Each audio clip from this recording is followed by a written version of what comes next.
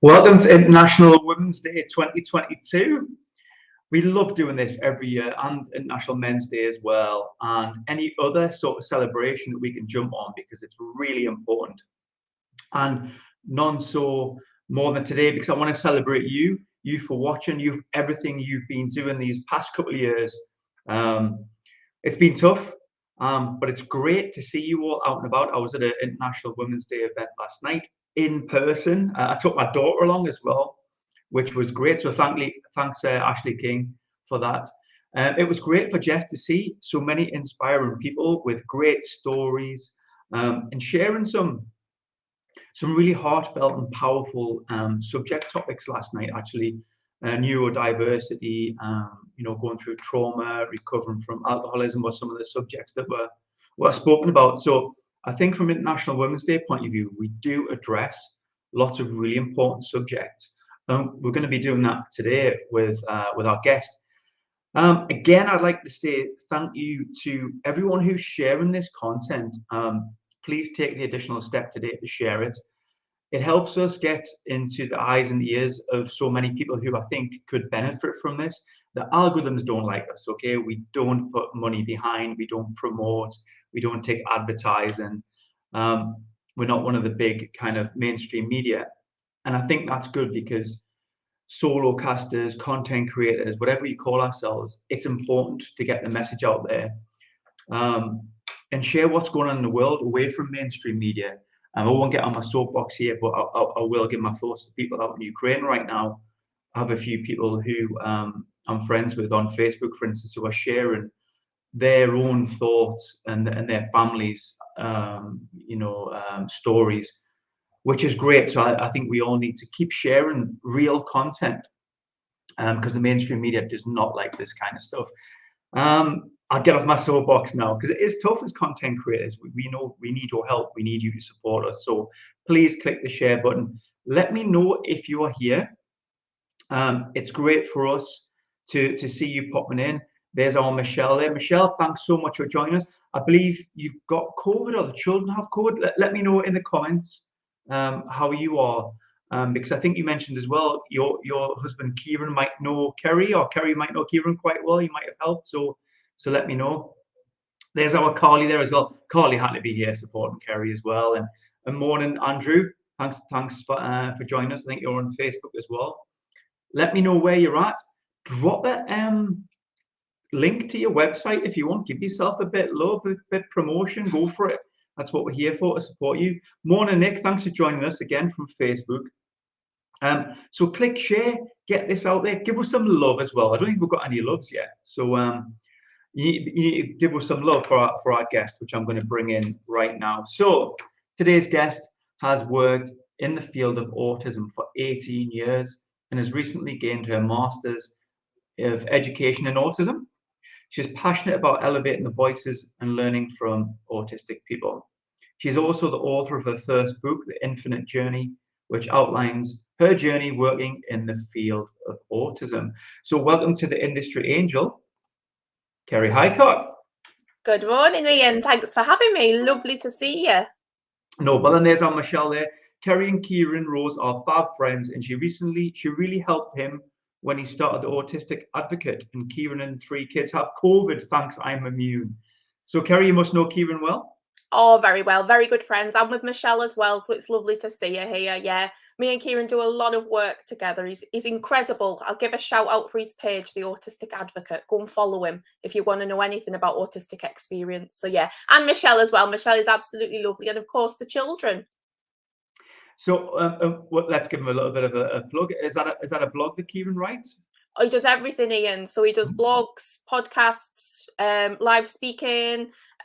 He's international. So it's Kieran Rose, the Autistic Advocate. He's just an incredible guy, as is Michelle, his wife, of course. And I've got the pleasure to have them in my lives. I know the children as well. So yeah, so follow all of his work. He's fabulous. And Michelle also has her own company. Michelle does a lot of work around network marketing. So her company is wonderful as well. So Michelle, pop it in the box because I forget the name of it though. Well done. I'm just looking. We're not live on LinkedIn. I don't know why I can't get us on LinkedIn. I wonder if I try that for a second. I'll do that whilst you talk. Yeah, no problem. Let's say hello to Laura Jane Forbes from Grace House, and another wonderful organisation. Who else? We've got Lisa. So proud of you, Kerrie. So you've got your cheerleaders in the room today. Yeah, so Lisa's from our marketing department. She's also a good friend as well from Northeast Autism. And Nick as well. Nick King is one of my parents that I do a lot of work with. Absolutely fabulous. Nick has also got an autistic daughter who has an incredible page called Zap Advocacy. She's actually one of our young autistic advocates or activists. So have a little look at that as well. And Rachel, I know Rachel quite well. She's on here too. So yeah, I know quite a few of these people, which is lovely. Wonderful. You've definitely got your cheerleaders out. Laura saying hello. Looking forward to hear from Kerrie. Good stuff. Thanks, Laura. And me, of course. You don't mean that. I'm gonna have that. I'm gonna own that. I'm throwing that up there. Thanks, Laura. Because we can pop things on the screen like this, as we know, regular viewers to the show will know this. So feel free to drop your comments in the box, and we'll throw you up on the screen. Right, Mrs. Where do we start here then? Who can say? Who can say I'm a complex character? We know this. We know this. How about we wind it back, Kerrie? This is what we love to do. We start at the beginning with our guests. Tell me a little bit about who you are, where this all started.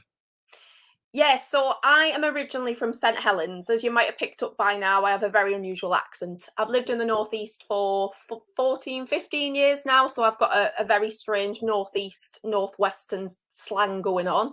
But my journey really started way back when I, went to college, trained as a nursery nurse in early years. But I was always very interested in special educational needs. I have a brother who is 8 years older than me, but he had or was back then diagnosed with a learning disability. He since has been diagnosed as autistic. So I was always very interested in SEN from a very early age and tried to support him and teach him and force him to eat vegetables even though we didn't want to eat them, and now I know why. So the journey began, and I went to work at a unit for autistic children in St Helens, and they were really my early days, and that's where a lot of the inspiration from the book come from, really. I then went on to university, so I went to Liverpool John Moores Uni and studied education and SEN, and again I was just really passionate about the world of autism. I kind of found, when you find your niche and of where you need to be, that was kind of fitted for me, and I didn't really know what else I would do going forward apart from the world of autism. So I completed my degree, and then I moved up to the Northeast 14 years ago, which is a wonderful place in the country, and I've been here ever since. I was lucky enough to get a job at Northeast Autism Society, which is a big charity in the region. Which has a variety of different services. And I started off as a community service manager, which was supporting children, evenings, weekends, after school, that type of thing. I've since kind of had many different job roles in that organisation. And now I'm family development manager, which means I I develop models of post-diagnostic support across the region, as well as doing many other things. Alongside that, I went and did my master's in autism at Strathclyde Uni. So I just kind of came across it and thought, a master's degree, me, little old Kerrie from St Helens, there's no chance I can do that. But I did it. And when I stood on that stage at graduation, it was absolutely incredible. My supervisor then encouraged me to do a PhD or a doctorate, which I said I would do. It's hard work, but it's going to be worth it. So yeah, my journey has always been around autism, a lot of learning, meeting the most incredible people. So now I live in South Shields. I have a wonderful partner, and I've got a beautiful little dog. That's the journey so far in a nutshell. That wasn't a nutshell. I don't know where to start. I've made that many copious notes really quickly because it's interesting. You talked about your brother, Kerrie, and you mentioned that he was diagnosed with a learning disability. Now, I don't know when that might have been, 80s. I don't know. We're giving our age away, maybe. Was things very different back then? Then was things lumped together? Were things not diagnosed as well as they are now?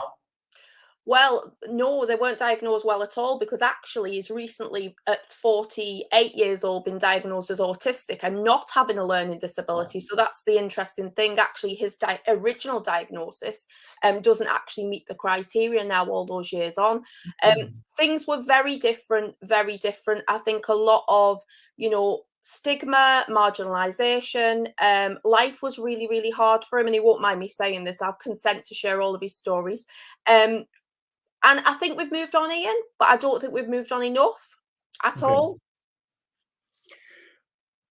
What do we do then? I mean, we're diving really, really far into it here, but what do we do then? We haven't moved on enough. Well, I know you talked that it's going to be, is it National Autism Week or Global Autism Week? I don't know, in March. Is that Autism Acceptance Week, the end of March, start of April.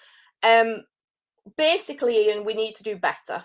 As a society, we have got to do better. And part of that is about acceptance. So, a few years ago, we talked a lot about autism awareness and, let's make people a bit autism aware. Let's get them wearing, their badges and putting stickers in the windows of the cars and all of that stuff.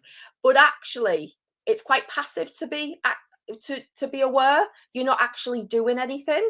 So I think we've got that shift now in mindset. Yeah, we can all be a little bit aware, but what are we going to do about it? What changes are we going to make life better for autistic people? And I think part of that is going back to recognizing what are those, what does marginalization look like for autistic people? So, if you look at some of the, and a bit of trigger warning here for people that are autistic or have got families that have kind of joined in, some of those statistics are really alarming that we see now. So we've got high rates of exclusion and bullying for autistic young people. We have high rates of mental health conditions, so things like depression and anxiety, and that's often because people aren't getting the right support at the right time. If you look, at the more horrendous statistics around things like suicide, we know that autistic people are more likely to take their own life than a non-autistic person. So I think, we've got to face this stuff, and we've got to grasp a sense of reality about actually how difficult life can be for autistic people. And I think until we do that, we're never, ever going to be autism aware. We're never going to be able to say we accept autistic people. Because how can we if we don't understand the lived experiences of people? Yeah. I'm going to actually take it a step back, and I'm going to ask you, what is autism? Because, the reason you're here, Kerrie, is to educate me and the viewers, okay? Because as you say there, how can we accept it if we don't actually understand it? So, given a platform like this to you is important to me, to be able to kind of almost knock down the dominoes in society and let people know from an education point of view. So I'm going to take it right back, because I have no idea.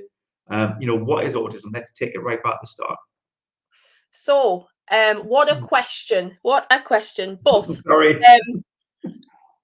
So, if you think about it, really, there is no a lot of autistic people will tell you there's no such thing as autism. Okay, there is only autistic people, because autism isn't something that we pick up and we put in our bag when we go out to the shops. Or some days we might think we'll leave our autism in the house. We don't want to have it today. Being autistic is an integral part of who that person is. And what that means is it's a different neurology. So being autistic, and actually Kieran Rose, Michelle's lovely husband, talks about this, and he says, I am autistic from the tip of my head to the bottom of my feet. My brain works in an autistic way, therefore everything about me, the way I behave and experience the world, is autistic. So if we kind of break that down a little bit further, what we're looking at really is, we need some kind of guidelines, I suppose, around this. We need something to help us navigate. So for autistic people, we would be looking at differences in some main key areas of life. So that would be communication, socializing and social interaction. And then we have in the diagnostic manual, which is very negative, this idea of rigid, restricted, repetitive behaviors. So they're kind of the three things that you would be looking for if you were going for a diagnosis. And diagnosis can be complex for whole other reasons, but they're really the three key differences. Now, the way that those things impact somebody, will look very different from people to people, just as it does look for non-autistic people. So if you take communication, you might have, I'll give you an example. My brother is verbal, so he has a verbal ability to communicate, and he can get his needs and wants met through speaking. Okay. Then I might work with another individual who doesn't use any verbal language at all to communicate, so isn't able to form words and sounds and make noises and things like that. So you can see that even though we've got these common differences, the way they present are all very different. And I think the other big thing, which is often clumped under the restricted repetitive behaviour stuff, is sensory. And sensory, so if you imagine now, Ian, you're sitting in your office there, you are listening to my voice and you're taking out the important bits of what I'm saying and making notes. You are looking at your screen and you're looking at your comments, and you're able to hopefully pick out the bits that are relevant, remember them, retain them, and do something with them. You will know, I just seen you've got a cup of tea there, so you know if you're a bit thirsty, so you have a cup of tea. The temperature in the room, if you get particularly hot. I'm not telling you to take your top off, but you know that's something you might do. You get particularly hot. So what you're doing is you're regulating all of your sensory information. All that stuff is coming in second by second, millisecond by millisecond even. You're picking out the important bits and you are making sense of that experience. Now, we know that for autistic people, they can experience sensory processing very differently. So, you know, sitting here now, the fact that there's a light shining on me could be problematic. And there's a truck or a van in the street. Now I can't concentrate on anything you're saying because that sensory stimulus has took over my processing. And the other big key takeaway I'd love people to know, particularly some of our professionals out there, is sensory differences aren't just a bit annoying. So, you know, when I was little, my nan used to give me a jumper. She'd knit these jumpers. I'd put them on and they would itch like mad. And it was horrible. But after about 5 minutes, I'd forget about that itch. If you are an autistic person with sensory processing difficulties, that itch is not going away.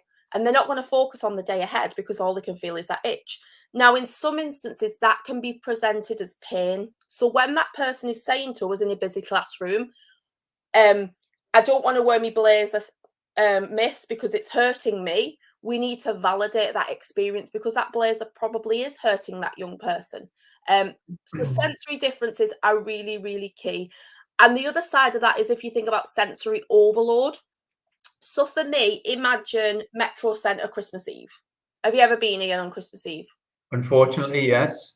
How does it feel? Bedlam. Exactly. Now, you can get out of that situation. You can go and have a coffee. You can go and do your online shopping. You can get out of it, okay? For many of our autistic people, that feeling of Metro Centre Christmas Eve is constant because a lot of autistic people can't filter out all of that stuff. And if you know that feeling that you get when you get a bit anxious, you want to push people out the way, you want to stick your fingers in your ears, imagine that feeling all the time. And that is how some of our autistic people experience the world. And I think we need to validate that experience as very, very real. It's no point just saying, oh, they're being a bit awkward today because they won't put the jumper on or they won't take the jumper off. We need to validate this, really, this experience. So that was it summarised in a very, very brief PowerPoint that I have in my head. However, autistic experience is, of course, much wider than that. And I think, Ian, the thing is we have a lot of misconceptions that exist. We've got a lot of myths and a lot of inaccurate knowledge that we must address for autistic people. Wow, where do we? Sorry, I never know when to stop talking. No, it's good, and actually, I feel like I need to kind of process that because a lot of that is clicked into place. You know that those metaphors were really powerful. Thanks for that. Obviously, these are some of the stories that you must tell quite often to people like me to help me understand it. So thanks for that. Interesting enough, though, there's a lot of guys who get diagnosed, right? Is diagnosed the term? Yeah. So why is that? Why is it so high? Was it 5 or 6 times more likely that you're male than female? What's that? Yeah, so the recent statistics are about four boys will be diagnosed to every one girl, but they're very outdated statistics, to be honest. Now, if you look back in history, back into the 1940s, when Leo Kanner first started doing his studies on children. So Leo Kanner was the guy that first diagnosed autism, as we kind of know it now. That original study of a very small number was only done on boys. So we've always had this kind of gender bias almost around what being autistic is and what it isn't. And I think that bias has kind of gone through history, actually. I mean, if you think, Ian, as well, some of the media portrayals around autistic people, you've got Sheldon Cooper on The Big Bang, you've got the Doctor in The Good Doctor, Dr. Sean Murphy. It always tends to be the male, white, British stereotype, and that's not helpful, really. I know in this group alone, we've got people that have daughters that are autistic. It isn't gender specific. Being autistic is not gender specific. It's not culturally specific. So some people believe only autistic people can be white. That's absolutely, totally inaccurate. So I think, diagnosis is a tricky one because people can get missed. So I work with a lot of parents, actually, that when they start trying to understand the child's presentation, they'll actually sit in sessions and go, "You have just described my whole childhood." And actually, a lot of those parents go on to receive a diagnosis, because you've got to remember, the field of autism is always developing, and we've got all these misconceptions out there which create this problem with diagnosis. And actually, so for example, if you go for a diagnosis and you give good eye contact, so the clinician, if he's going off the textbook manual, will say, "Well, hang on, Ian gave me really good eye contact, therefore he can't be autistic." Now, what you could have done, Ian, is you could have learned over all your years of growing up how to do eye contact. You could have learned how to fit in, how to mask your true self. So when you present yourself at that diagnostic appointment, you might seem like you're not autistic, but actually you're just incredibly good at masking. So I think we've got to be aware of that as well, that masking is a huge thing within this population. And masking is a survival strategy. It isn't just a thing people do. It's a survival strategy in many cases. So, you talk about going for a diagnosis. Should we? What is the benefit from that? Do we need a diagnosis if we feel that maybe someone could be autistic, whether that be a partner, a son or daughter, whatever? Well, it's obviously a personal preference, but what I would say, and I know probably what a lot of the autistic people would tell us, is that if you have navigated, particularly as an adult, if you've navigated all your life and you've always felt different, okay, you've always felt like you've had struggles and you've not really fitted in to stuff, you don't have a name for that. You just then think that you're odd, weird, unusual, a bit of a geek. You give yourself all these negative names, really. If then all of a sudden you go through a diagnostic process and actually you are autistic, you now have a name for who you are. You have something to navigate. And I think the benefit of that, Ian, I've worked with many adults that have got that diagnosis later in life, and they've said to me, "You know what, Kerrie, my whole life now makes sense. I know why I had trouble with relationships. I know why, I engaged in, this behavior when I was younger." And the beauty of that is community. So everybody needs their tribe. We all need to find our people, okay? Autistic people need to find their people. And we know that when autistic people are in a community together, it's brilliant because, you need that shared understanding. And that's what having that diagnosis, or, self-diagnosing yourself, of course, as well, which is as valid, maybe not on paper, but is as valid to the person. It's about finding your tribe and learning from each other.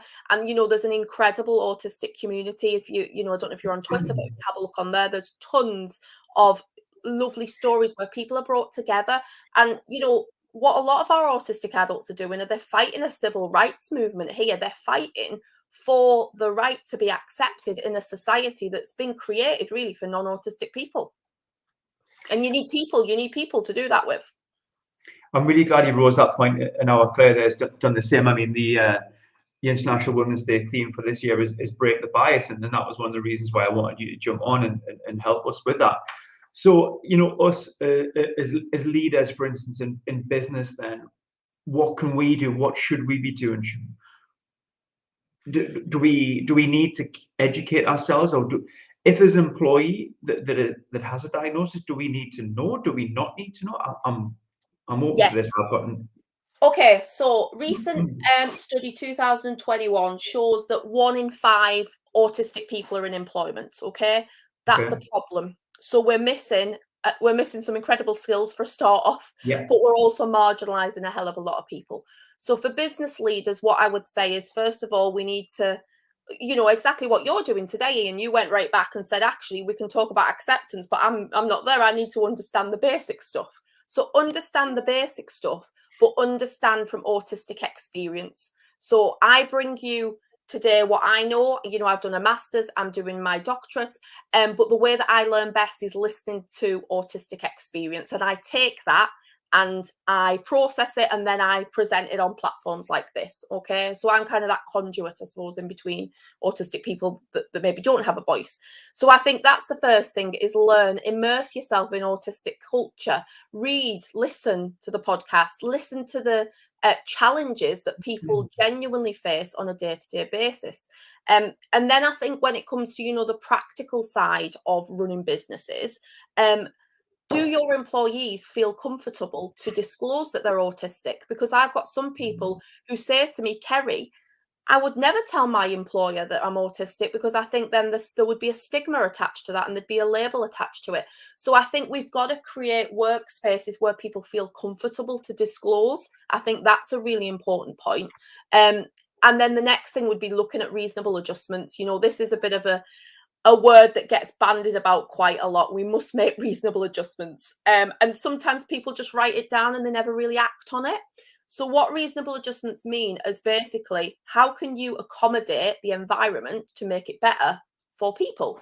And I tell you what, Ian, if you make it better for autistic people, I genuinely believe you make it better for everyone. So I was doing a quiet hour a few months ago in a shopping centre where we turn all the music off, and it's lovely. You know, you don't have the tannoys, you don't have the all that audio stuff going on. It's really nice.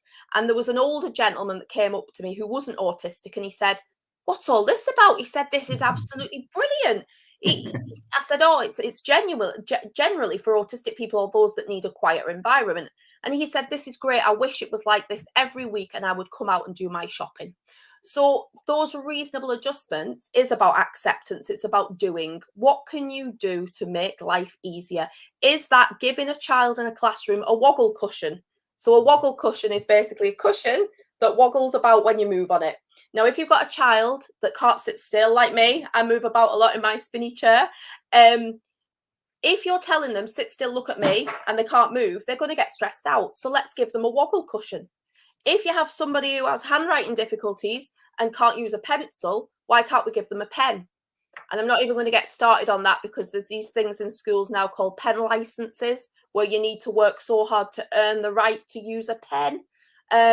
Some children need a pen from day one, because that's how they write. So, you know, sometimes these reasonable adjustments can be quite challenging to put in, let's just say. And I'm sure some of the parents would agree with me. I'm sure they would, and thanks for Michelle to sharing so much. And it is great when we can put it in context and talk in real terms, because what Michelle said there is Kieran disclosed at work and wasn't believed in 2 jobs, and he was devastated and left. And I think she said earlier on there that there's almost a definite move now towards self-employment. Do you think that is from an acceptance point of view, Kerrie, that or maybe they don't want to disclose and they feel that they have to go off because it's not suitable? There isn't those reasonable adjustments put in place? Yeah, I absolutely do. I think sometimes people, you know, we're forever trying to hammer, you know, round pegs into square holes. And I think that's what we do a lot when we're supporting autistic people. So unfortunately, I think a lot of the community do have to say, actually, mainstream employment is an absolute nightmare. I'm going off and I'm going to set up my own business, you know, which is incredibly empowering. And I think that's absolutely brilliant. It's similar to, you know, you could draw a parallel with mainstream schools. you know, the child that really, really struggles to the point where I can't do that anymore, I'm going to be homeschooled. It's a similar parallel. So I think some people just have to do that for their own mental health. You know, and that's horrendous. Employers have got a duty to make sure their employees are okay, you know, on a very basic level. And I think, you know, what Michelle's describing there is not being believed, is that, again, we've got this very stereotypical view of what it is to be autistic. You know, it's the boy that flaps or has his hands in his ears, screaming and shouting in the middle of at the corner of a room. We've got to move away from that. You know, when somebody like Kieran enters mainstream employment, they would say, you're not autistic. You don't look autistic. You're not doing anything autistic. Because, you know, Michelle and Kieran won't mind me saying this because he talks about it all the time, but he is an incredibly good masker. So he can put his mask on, but it's the after effect of that. It's all right wearing a mask all day, but when you come home, you're exhausted, you burn out, and that can lead to a breakdown ultimately. Wow, which is really powerful stuff, Kerrie. Thanks. So for anyone watching this who might have an inkling that their daughter, their son, may be expressing some of the traits or things you've mentioned, what's your thoughts? What do we do? I mean, in practical terms, it's about your first port of call generally is your GP. Okay. What I would say about that is, you know, GPs are very busy people. They are general practitioners, so they know lots about lots of things, but they might not know a lot about autistic people. So I think, you know, first port of call would be GP, but be prepared. Go with your list of what are those worries at the moment about your child. You know, if you've got a health visitor or, you know, at a very little age, if you've got a health visitor or school or anyone around you that can support with that, I would absolutely advocate for that. The process would then be, Ian, is a referral would go into a diagnostic team, basically. Now, a lot of local authorities are moving now to what they call the neurodevelopmental pathway.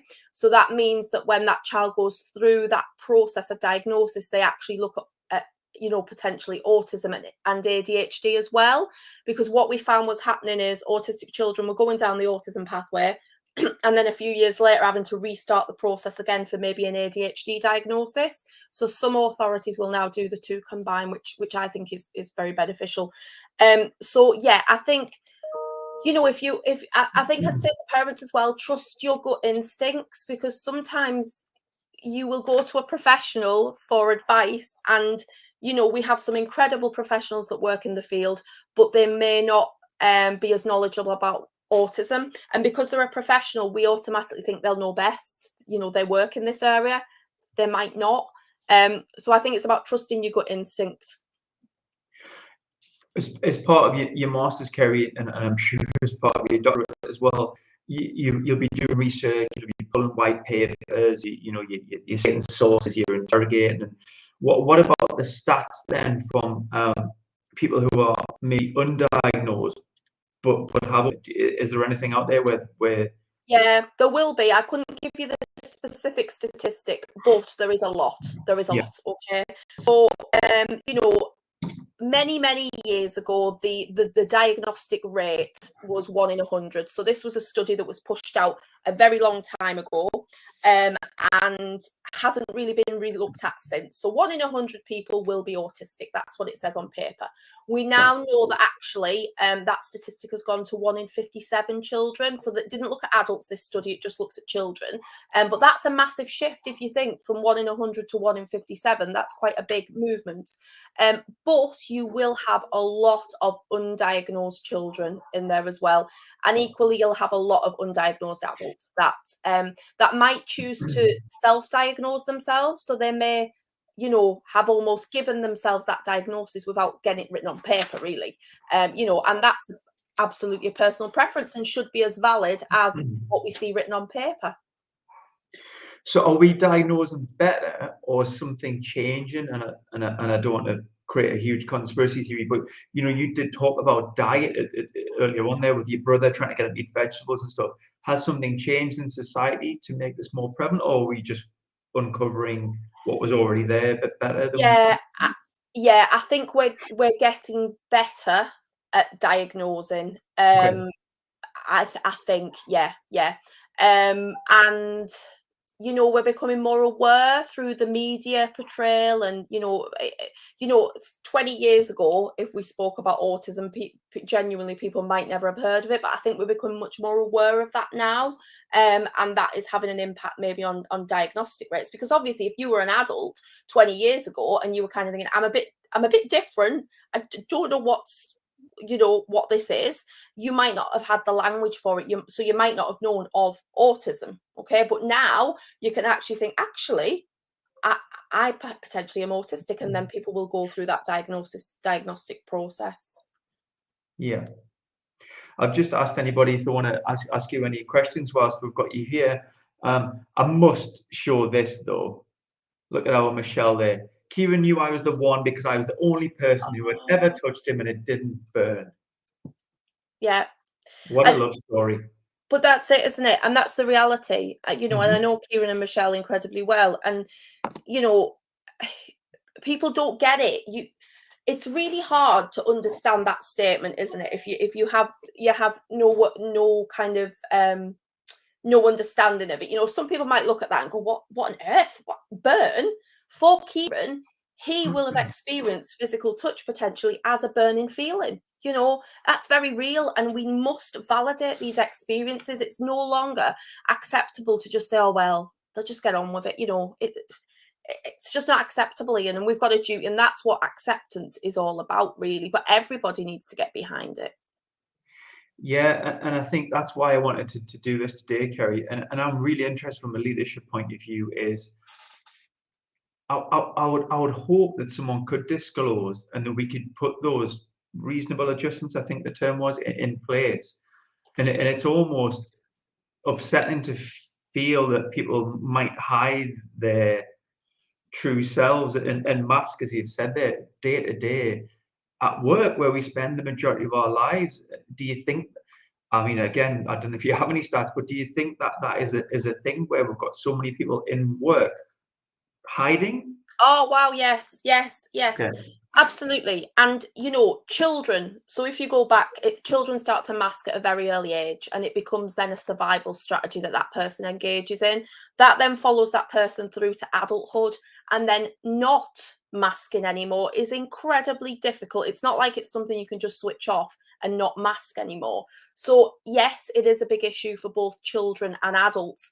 I think the way, and this does start in childhood. So, you know, if we can, I completely get what you're saying about employment, but if we can do this early support, get people to understand better when children are going through those early years. So things like, if somebody needs a movement break in school, we give them one.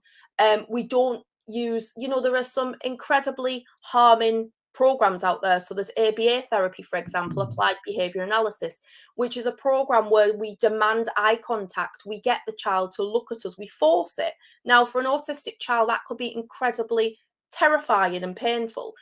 Yet we still have programs running like this, you know, programs where we have kind hands. We must put our hands on our knees and listen to the teacher. You know, that kind of social skills training can be quite damaging, and that is when our children start to learn to mask really quickly, and it does become a survival technique, and then that then leads into adulthood. So we will have tons and tons of autistic employees out there in the workplace today that are just putting on a front. They're trying really hard to get through the day. You know, they're trying to do all that social stuff. They're trying to compete with all that sensory information.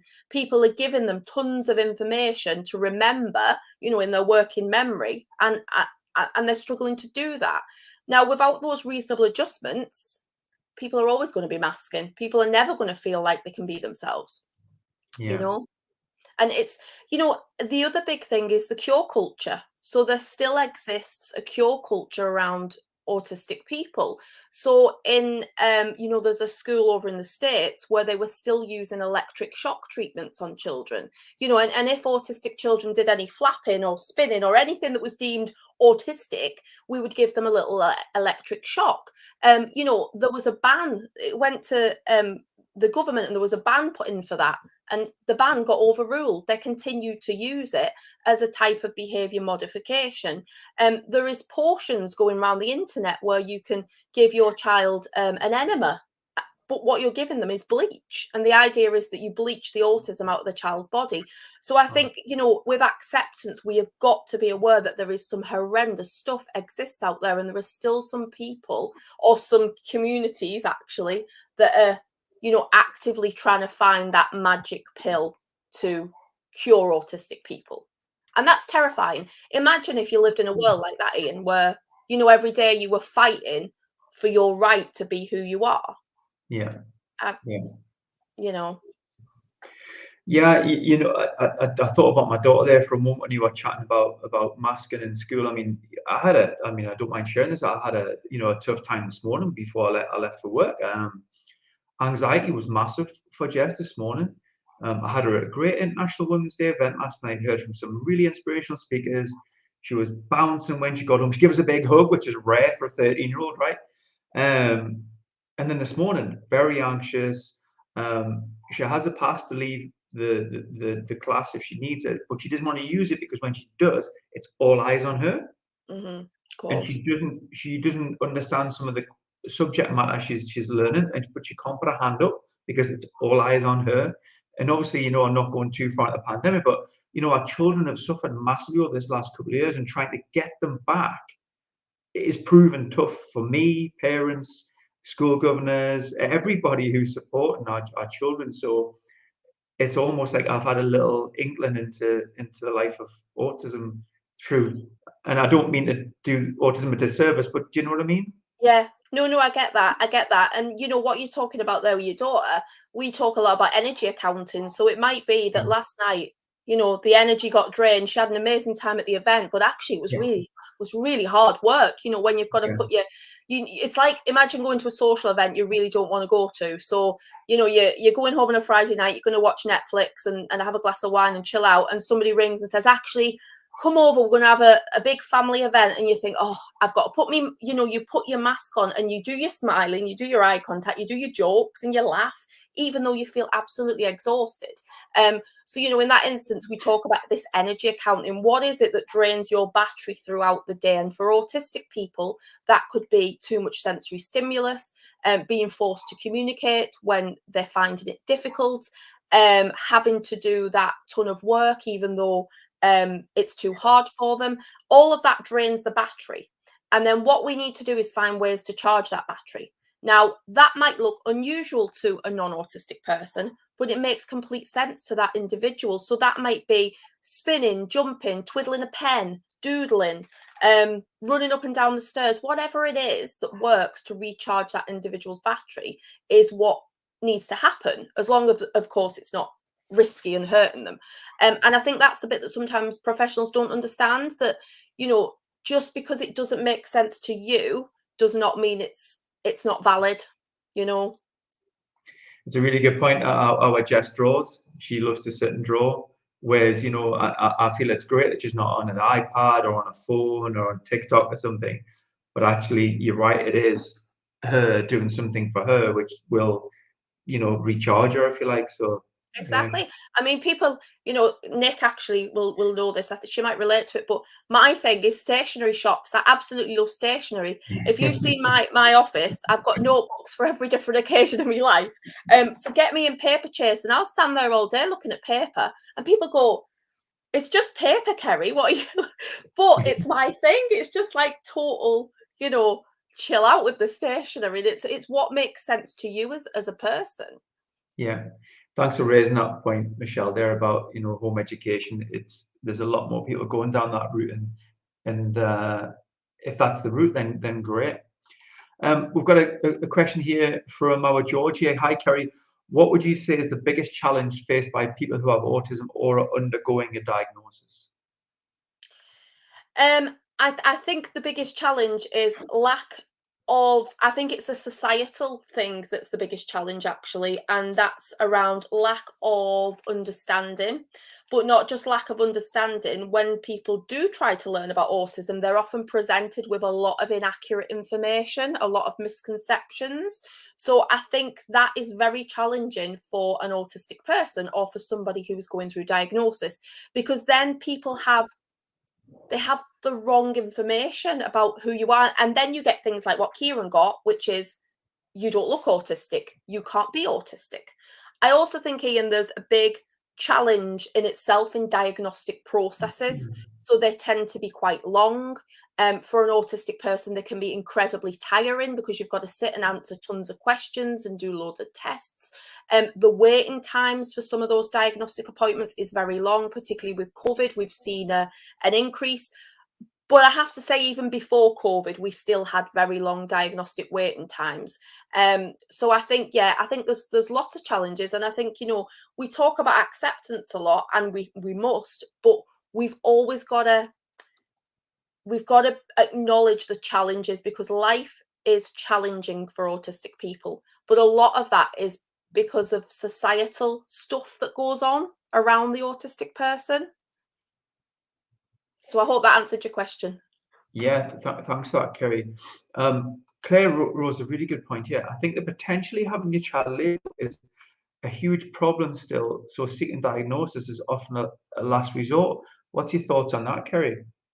So I get what Claire's saying. For some families, it's not something that they want to pursue at all. And, I can completely understand why.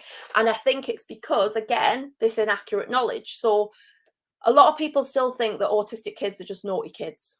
They're not at all. Yes, they can still push their luck, but generally they're responding to something in their environment or something that's causing them great distress. Okay, so some families will shy away from getting their child diagnosed because they're worried about the implications. They're worried about how their classmates will see them if they have a diagnosis, how teachers might treat them, how employers, we've just discussed about the problems with employment, how will I be treated if I have that label? So I do actually really get what Claire was saying. And I think it's really sad that families feel like that. I also think sometimes parents aren't always believed. So when they go for those diagnostic appointments, the parents' experiences might not be validated, and that can put people off even going through that door. Claire has asked another question. It's my accent, Claire. Sorry, Claire. She asks a really important one, and I'm really glad that she's asked it. Once a colleague opens up and lets team members know about autism, how can we then support them on a day-to-day level? Yeah, I would say, Claire, work with the person, find out what works for them. So, you could go and look at a textbook and think, oh, actually, autistic people need visual cues. Autistic people need a quiet space. These kind of standard tick box kind of stock responses we get. I think it is about getting to know that person, and if they feel comfortable, asking them, what is it that works for you? How can we make this workspace better? And again, it doesn't have to be huge expensive things that we put in place. It could be something incredibly simple, like a screen between computers so that I don't have to look at the guy next to me. It could be a staggered lunch break, so I don't have to go in that busy canteen when everybody's in there. Can the person start earlier or finish later? So flexible working patterns. It's all of this stuff that makes a difference. I mean, we've got an incredible employment futures team at North East Autism Society, which I can send details, Claire, to you about that. And they work directly with employers to actually say, right, okay, what's going to work for this individual? They're very passionate about getting autistic people jobs. So they will get a person a job and work with the employer to make sure it's the right fit, which is brilliant. I love that. And Claire might be interested in that, because I know she likes to make sure that she's up to speed on these things. Shall we talk about your book then? Because lockdown was busy for you. You took to your keyboard and you got it all out of your head and you put it onto paper. So how's that going? What's the book called? Tell us all about it. So the book is called The Infinite Journey, which is on Amazon. So basically, I've always wanted to write a book. Since I was a little girl, I've always wanted to be an author. It didn't matter really what it was about when I was little. I used to, draw pictures and write words and think I was, really clever. So in lockdown, obviously, we all had a lot more time on our hands, I couldn't just sit around drinking wine and eating takeaways every night. So I thought, let's do something productive here. So all I did, is wrote down everything in my head about what my experience has been supporting autistic children. And it was a really therapeutic activity, actually, Ian, for me. The focus of the book is on three autistic children that I have supported in the past. The names in the book are changed. And it was really about what I learned from those children. So these are children that I used to spend up to 7 hours a day with. You know, every day of the week, I would write programs of support for them. We would go to school, the park, feed the ducks, the squirrel. We had a squirrel park near us, which was brilliant. You name it, we kind of did it together. And I think the beauty, which I hope what is represented in the book, is the relationship between me and those children. It gets a bit emotional when I talk about this because they're still part of my life. You know, the people in that book, I still keep in contact with the parents. But I suppose for me, they were the people that set me off on the journey, as well as my brother. They set me off on the journey of where I am today, really. And just trying to understand those little idiosyncrasies at the time, you know, what did they mean? What were they trying to tell me? What were they, you know, when the little boy headbutted me, he genuinely didn't want to hurt me. What was going on for him in that moment? Actually, it was that I was talking too much. You can't imagine that, can you, Ian? You know, I was twittering onto him and he's like thinking, just go away. She's not going away, so I'm going to headbutt her. And what I wanted to get across was really that practitioner's journey of learning. So I think we've all got to be reflective practitioners. You know, we can all go to work and come home and try and think, forget work, it's been, put it in the past. But I think when you work in the field of supporting people, you've got to reflect on what you've learned that day and how you can then put that into practice for the next day. So that was the book, really. I sat and I written it, and I just written everything that came out my head. I had to have a proofreader because my grammar and spelling is not very good. Some people might have noticed a couple of typos in the book, but it genuinely was everything that I'd been thinking about for like the last very long time, without giving my age away. So I think, yeah, and I was really pleased with it, and I've been really pleased with the response of it, Ian, because I've had practitioners get in touch with me and say, actually, you know, the situations you've described in those books, that book I've been part of before, but I've never seen it from that perspective. So it's almost about looking at things from a different lens, I suppose. Who is the book designed or focused for? I think you've said there it was quite therapeutic for you to get it out of your head. But quite often when you know, if you're a business, you create a product or a service, it's designed for someone, a particular buying persona. And in my mind, I'm thinking, who is this for? But actually, it almost sounds like it's for anybody, because you said there about if you're in a place where you support people, that could be a teacher, an employer, a school governor, or a trustee of a child, whatever in society. We should be trying to educate ourselves on all these things that are out there, maybe. Yeah, I would say it's for everyone, Ian, and there's a whole diverse range of people that have bought the book. But I think, you know, one of the lovely comments I got back is, it's been really nice. This hasn't been written in an academic manner at all. It was never meant to be a book, you know, an academic thesis or anything. We've got enough of that going on. And it's very relatable. That's what the feedback's been. So, you know, if you're a parent, a professional, an autistic person, hopefully there's little bits in there for everyone. So it's been really nice that it's actually reached such a diverse population, I think.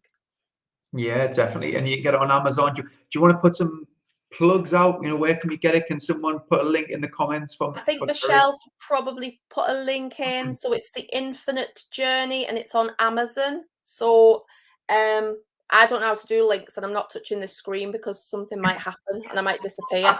But if somebody wants to stick it in for me, that'd be brilliant. I don't know if I've got any people still here. I'm sure they will. And can they not reach out to you, Kerrie, and get one from you, or does it have to be from Amazon? You've got to really go through Amazon. Yeah, they're the people. But literally, if you just type in the Amazon search bar, The Infinite Journey, I think I've got to, hang on, I'll show you what it looks like so you know. Oh, hold on, we're getting props. There we go. Here. It looks like this on Amazon. And just type my name in and it'll come up. You can see this is a bit bashed. But yeah, hopefully people will enjoy it. I have now 33 5-star reviews on Amazon, so I'm very pleased with that. Well, we talked about that at the top of the show about sharing and popping love out there on social media, because it's interesting. We create something, Kerrie, right? So you've created a bit of content there. People might read it, and it's easy for them not then just to put it down, but actually leaving a review is so powerful. So yes, if you have got the book or if you buy it, remember to leave a review, and there's the link in the comments as well for the Amazon Oh, thanks, Michelle.